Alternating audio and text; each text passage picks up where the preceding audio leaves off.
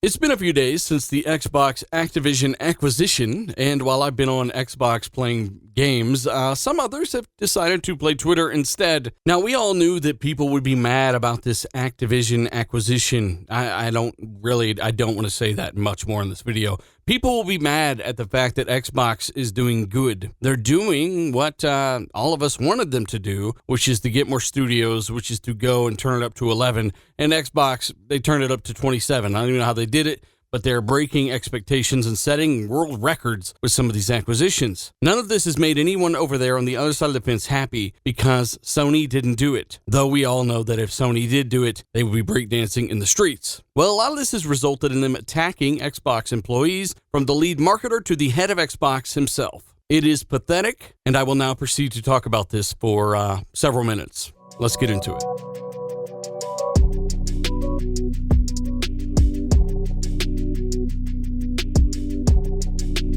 Look, to say that the internet has actually lost its damn mind over the past week would be an understatement.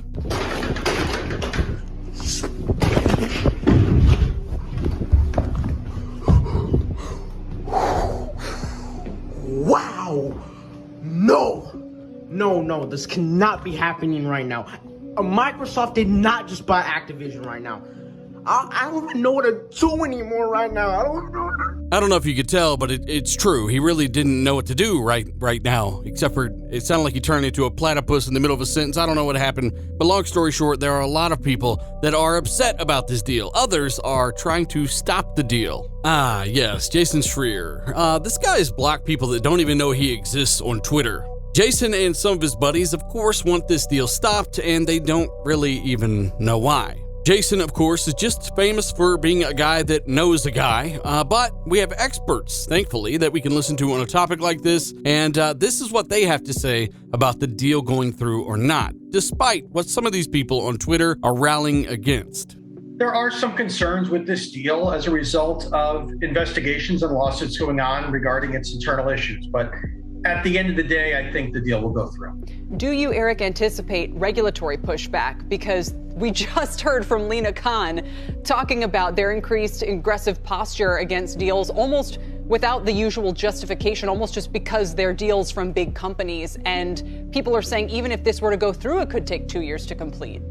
It could take some time to complete, but at the end of the day, given how broad the gaming market is, and it's not like Microsoft is the dominant player by any stretch of the imagination in this market. I don't see regulatory issues being a problem. That's right. Despite their size, they are nowhere near the dominant player in the gaming market. And that's one key advantage when it comes to this acquisition. Something that Colin Moriarty, who is honestly known for pretty bad takes on this stuff, seems to forget.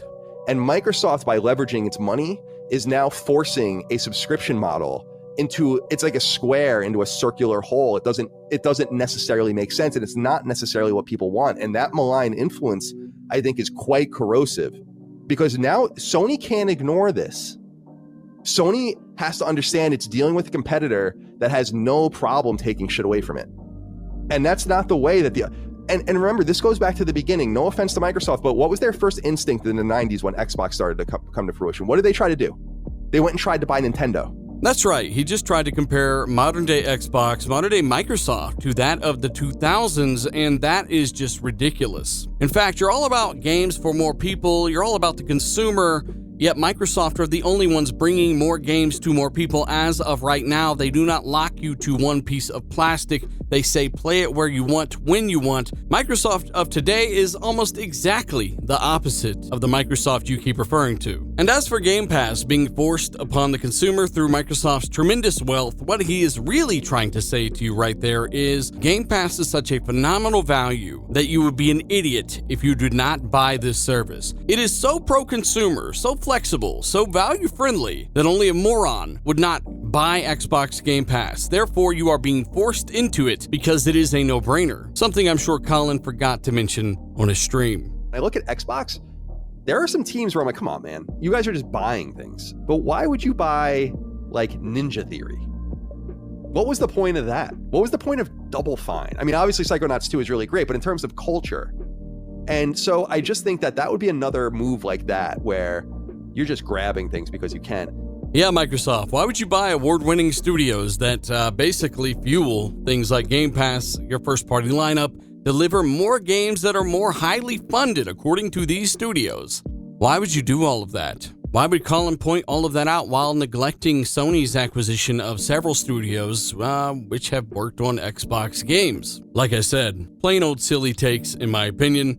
They make no sense and contradict themselves. And let's be honest, had Xbox not been giving people valid reasons to consider their platform over Sony's, I don't think Colin or a lot of other people will be freaking out about this or as angry about this as they are. And when you think about this acquisition and the fact that Microsoft would still only be number 3 after its completion behind Sony and Tencent, it really does make you think, why is this guy complaining so much? He wasn't complaining when Sony were acquiring things. Would he be celebrating this if Sony did acquire them? Sony still looked to acquire things, but if they do acquire a big company like this or something even half as big, would it be a good thing? Would they celebrate it? Well, I guess we'll never know, but hey, it could be worse. He could be this guy.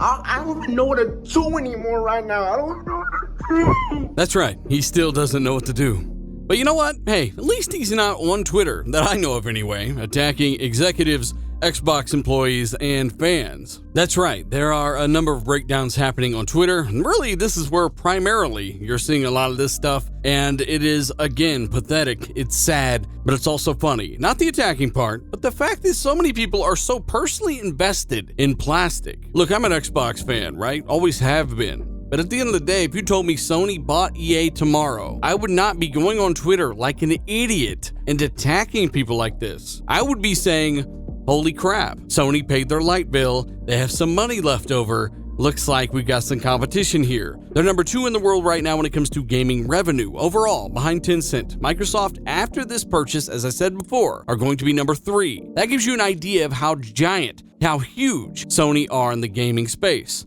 Once more, this is actually why this acquisition will probably go through without a hitch, because even after this, Sony are still ahead of Microsoft, at least in revenue, at least for now. But you know, we've got guys here that are hating on Aaron Greenberg because he's doing his job. Yes, tweeting about Xbox. Yes, trying to stir up some hype. And they're trying to spin it at Xbox management saying, look, this is toxic. We don't like this. Give me a break. Look at your own Twitter feeds and smack yourself.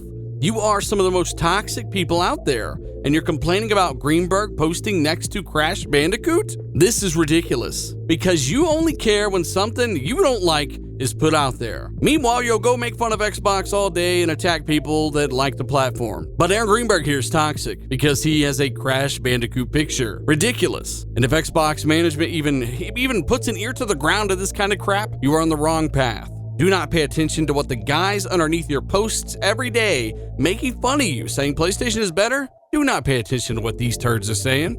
They don't matter. They really don't. At the end of the day, they despise your platform. They don't even know why. And they don't even want competition. They don't care about Greenberg posting next to Crash Bandicoot. They care about trying to make him look bad, so we'll have to dial back some of the hype he's generating, which is exactly his job. You forget, he's an Xbox employee. He's doing his job. Don't be mad about that.